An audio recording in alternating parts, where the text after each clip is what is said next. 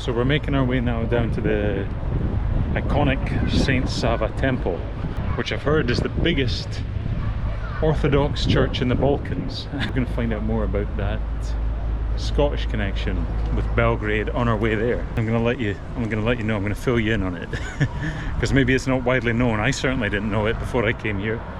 But this street that I'm on just now, right next to the Saint Sava Temple, is called Mackenzie Street. Just look at that. Wow. Now I know for a fact that the camera will not do the scale of this justice. Here we are, Saint Sava Temple in Belgrade. Absolutely wonderful. So we're making our way now down to the iconic Saint Sava Temple, which I've heard is the biggest Orthodox church in the Balkans. And I certainly believe it because it dominates the skyline of Belgrade. So looking forward to seeing that up close. We're going to find out more about that Scottish connection with Belgrade on our way there. So we'll be seeing that in just a minute. I think that these tractors with the Serbian flags on them are all part of they're taking part in the demonstrations over the last few weeks. May very well have been taking part in the demonstrations yesterday that I heard so much about. All outside this grand building. I'm not really sure what that building is. It's a venue of some sort. I'm not sure if it's a government building or if it's like a concert hall or something like that, but very grand, very impressive.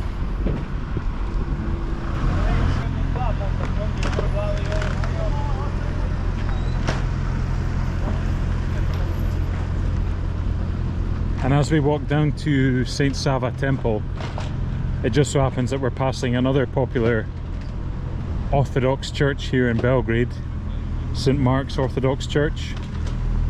Judging by the photos, it looks very impressive. Beautiful church. So we're going to pass that and we're going to check it out. Just on the other side of this building here, I'm not really sure what that building is, but that one looks quite impressive as well.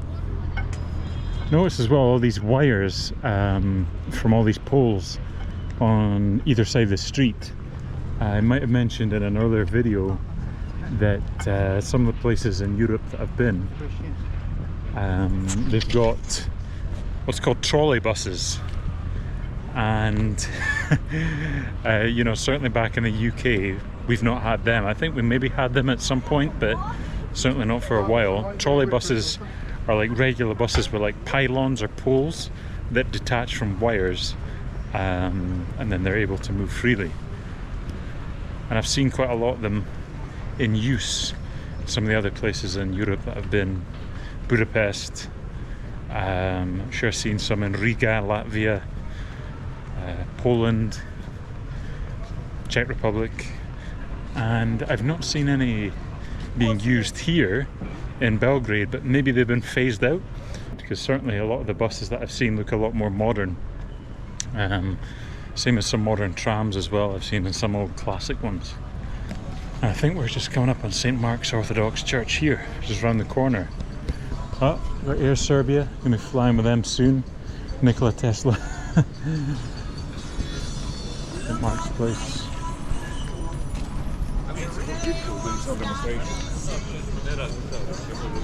Here we are. Oh, there it is. There it is. And it's just as impressive as the photos suggested. Look at that. Bloody hell. Wow.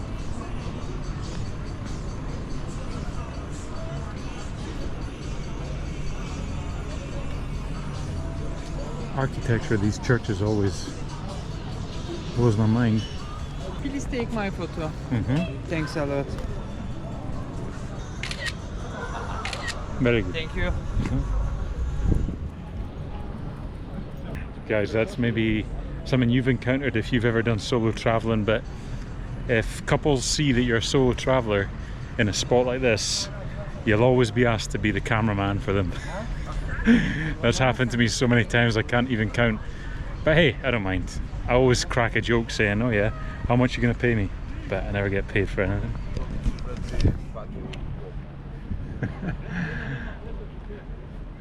This Scottish amateur photographer will not charge for his services. Quite impressive, eh? Check it out.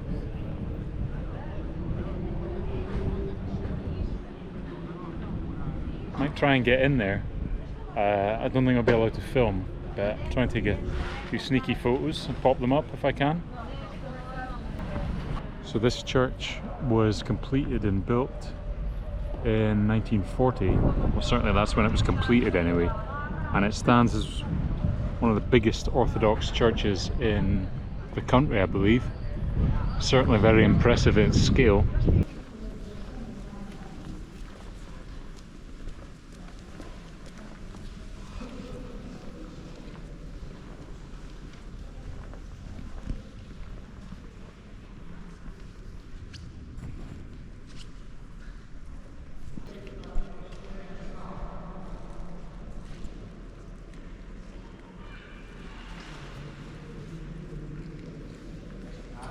What a beautiful church.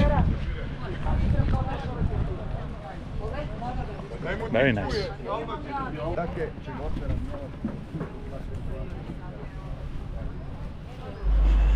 So my Google Maps has just flipped out and went crazy, and my current location has been shown as being like 500 meters away, so I think it's all messed up. But if I'm not mistaken, we should be passing the Nikola Tesla Museum.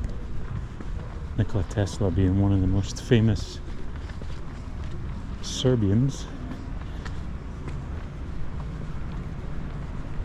Among other things, he was the inventor of the alternating current and visionary, and he's revered here in Serbia as a national hero.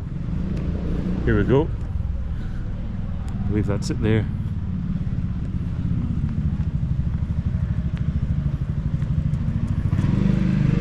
Yeah, here we are. Nikola Tesla Museum.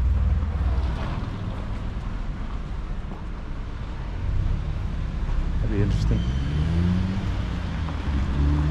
Might go in there later on if I get a chance.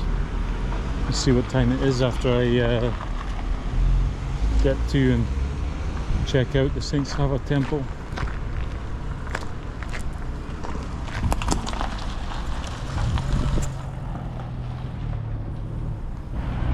So guys, I've maybe mentioned a few times already that that Scottish connection between my home country of Scotland and Belgrade, and I've been building to it, and I'm going to let you know, I'm going to fill you in on it because maybe it's not widely known. I certainly didn't know it before I came here, something I read up on.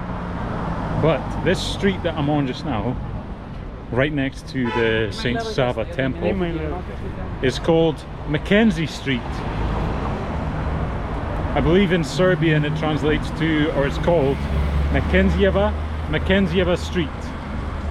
And the reason it's called that, obviously anyone watching who's familiar with Scotland will know that the name Mackenzie is a very popular Scottish name. And the reason this street has got a Scottish name is because it was named after a Scottish missionary called Francis Mackenzie, who came to Belgrade in the late 1800s as a missionary to introduce his faith to the local Serbian population. And he was a missionary and he was a philanthropist, and he bought up plots of land around Belgrade, predicting that as Belgrade would develop over the years, it would expand eastward. And I guess he predicted right, because what he done was he contributed parts of the land that he purchased, he contributed them towards the construction of, or for the construction of, the Saint Sava Temple. And basically a large part of the temple is now built on land that he previously owned that he gave towards the project of building the temple. And for that reason, that street back there was named after him. And I believe also within the church itself, his name is inscribed somewhere in the church among the top listed benefactors that contributed towards the construction of the temple. So when we get in there, I'm going to see if I can try and find his name. I'm not sure where his name is inscribed, but I'll try and find it. But yeah, that's a fascinating bit of history for you. Certainly was fascinating for me. Who would have thought Scottish connection with Belgrade? And who would have thought that there would be Mackenzie Street in Belgrade? Belgrade just keeps on surprising me. Kind of like that area that we passed through earlier on, perhaps in another video, area of Belgrade called London. Don't know why it's called London, but on a map, and sure enough, I seen a shop with the word London, well, with the name London in it, and sure enough, that area of Belgrade is called London. So interesting. The more you know, eh? Here we are walking towards the temple. You can probably just see the green dome sticking out the top there, the trees. So Francis Mackenzie was born in Scotland in 1833, and I believe he came here to Belgrade in the late 1800s. I think it was the 1870s, and he spent the remainder of his life here. I guess he had an affinity for the city, probably developed a strong liking for it, enough to the point where he wanted to invest in it and buy land and donate the land and give up the land for the project of the construction of this beautiful temple here in front of us. Just look at that. Wow. Now I know for a fact that the camera will not do the scale of this justice. It's something that has to be seen in person to be believed, the scale of this temple in front of us.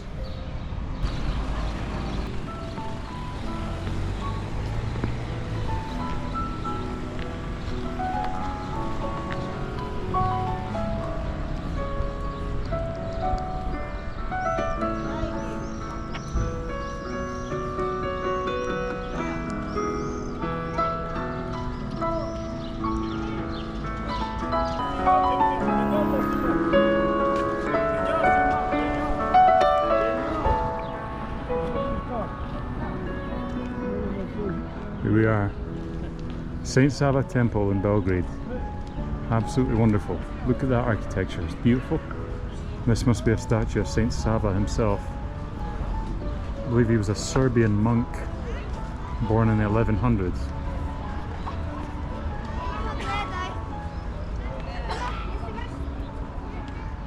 An important figure in Serbian Orthodox faith. So much so that this colossal temple was named after him. See, here we have like burners on either side where people are lighting, I don't know if it's candles or like incense sticks or something like that. I guess they're making, praying or perhaps making an offering or...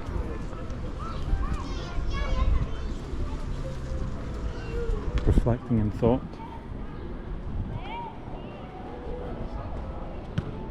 Wow. As I say, the camera is not doing the size of this thing justice. The craftsmanship and just the design of buildings like these just never ceases to amaze me. Just the intricate detail is just stunning.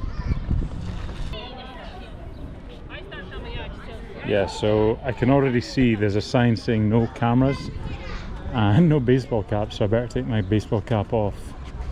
No phones, no speaking. Yeah, so I guess you might just have to look online and Google images, see what this temple looks like inside, because I don't want to annoy anybody by taking us cheeky photos. So I'm going to go in and check it out, and then I guess you'll have to take my word for it on this one and then go and check it out either for yourself in person, which I'd strongly recommend, just judging on the outside of it, or you can check it out on Google.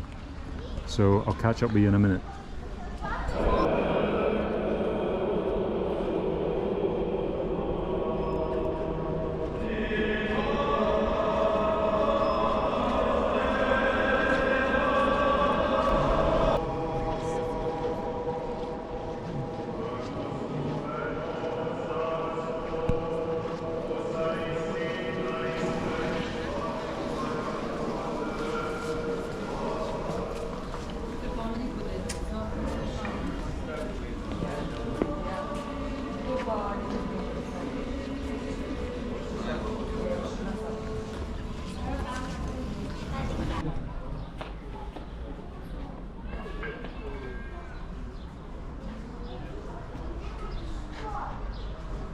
Well,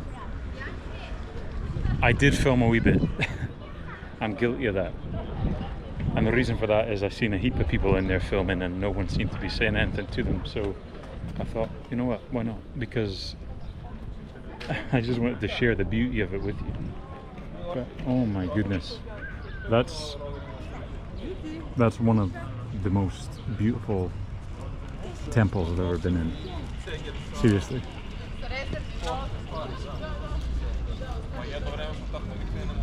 I'm speechless with that. That was beautiful.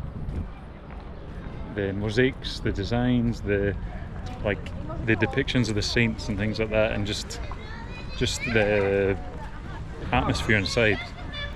If you're in Belgrade, you have to come to Saint Sava Temple and experience it and witness it for yourself. It truly is a sight to behold. Remarkable. Right, wow, that was something. What a perfect way to end my final night in Belgrade. What a fitting way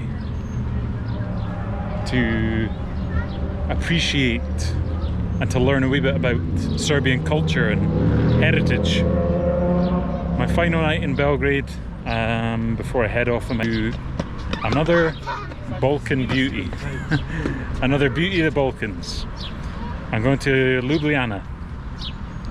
Not Ljubljana, Ljubljana. I believe that's how you pronounce it. Capital of Slovenia. So that's a country over. You've got Serbia, Croatia, and then Slovenia nestled up there beside Italy and below Austria. Another former Yugoslavian country, and another Balkan country that I'm excited to go and experience and appreciate its beauty and learn a wee bit about Slovene culture and history. Anyway, final night in Belgrade, so upon reflecting on my time here, Belgrade has definitely surprised me, and pleasantly surprised. And would I recommend it? Of course I would. Come and experience this city for yourself. Try the fantastic food. It's so affordable. I don't think I've had cheap food like that since I was in Poland. And the prices are good, the attractions are all reasonable. I mean, there's a lot of free attractions here in the city, and the thing about the public transport with the trams and the buses being free to use for anybody and everybody here in Belgrade, I mean, that's just a plus, that's a bonus. As I've said already, I don't think I've experienced that in any city I've been to, where you can get free local transit. It might be a thing in other places, but certainly none that I'm aware of that I've been to. So that's another bonus for Belgrade. So yeah, absolutely, I'd highly recommend Belgrade. Come and experience this for yourself. I'd like to come back to Serbia sometime and go and visit Novi Sad and Niš, because I've heard that Novi Sad is a beautiful place as well. Apparently Novi Sad is a lot quieter than Belgrade. not as manic, or at least so one of the locals told me yesterday. So yeah, I would love to come back and go up to Novi Sad. Apparently Novi Sad you can get there in only 20 to 30 minutes on the train. So if you've got time, if you've got a spare day while you're in Belgrade, maybe make a day trip of it. I would love to have done that if I had the time. But as I say, I'm leaving early tomorrow morning and we're bound for Slovenia. But for the time being, to Belgrade, we say Doviđenja, if I'm pronouncing that right. And we will see you soon, Belgrade.